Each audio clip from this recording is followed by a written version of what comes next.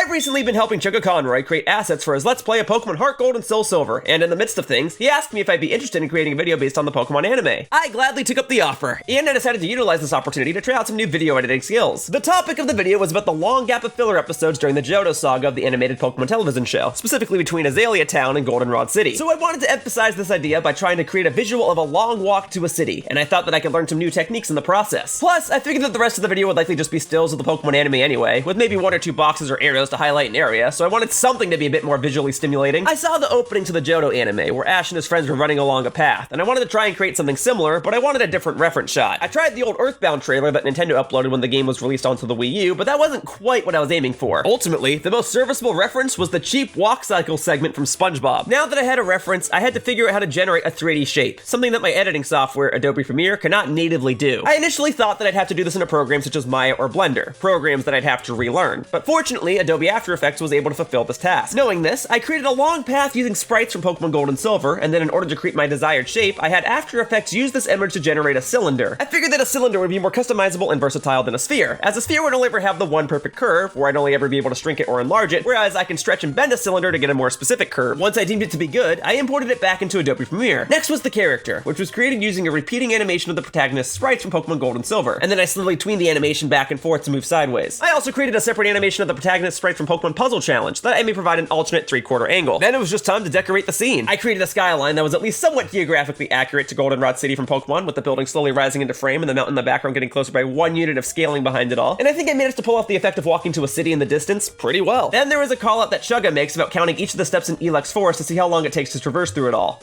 Well, I know what's coming, and sometimes you just gotta do some busy work, so I threw on a music playlist and did what I had to do. I counted each step and saved each one as its own image. Then I threw them all into a separate timeline in Adobe Premiere, nested them all so I could control the speed at which the step counting process would play, and then I slid the finished result into Chugga's video. The rest of the video was fairly straightforward, but I tried to add visual flares where I could. I hope that my desire to flex my creative efforts weren't too distracting, and I hope that the overall video still proved to be entertaining. And hey, on my end, now I know how to animate basic 3D shapes in Adobe After Effects. And I now know that it takes, at minimum, 118 steps to exit the Elex Forest. And you now know that I can sometimes find my references in the strangest of places.